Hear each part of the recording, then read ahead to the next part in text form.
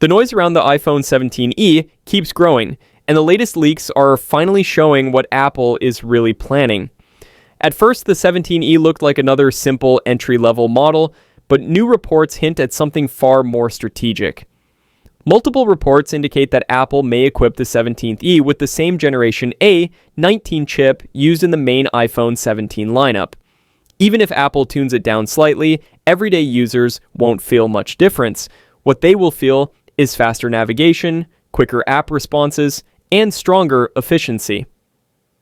A chip from the A19 family also suggests better long-term performance, keeping the phone smooth for 2 to 3 years.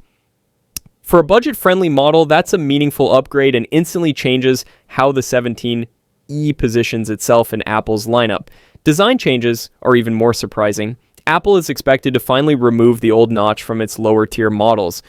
According to ongoing leaks, the iPhone 17e is likely to adopt the dynamic island, instantly making the phone look current and aligned with Apple's flagship design language. Pair this with the 6.1-inch OLED display, and the device stops feeling like an entry-level choice altogether. OLED brings richer contrast, deeper blacks, and more accurate colors, creating a premium experience whether someone is gaming, watching content, or simply scrolling their feed. This single upgrade alone will make the 17th feel more modern in the hand. The camera leaks are among the strongest talking points. The iPhone 17e is rumored to get a major jump to an 18-megapixel front camera, a huge step up from Apple's long-standing 12-megapixel standard.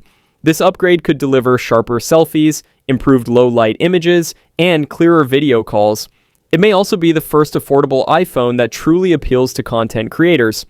The leak also mentions that the front sensor is square, allowing users to take landscape selfies naturally. On the back, Apple is expected to stay with a single 48-megapixel wide camera.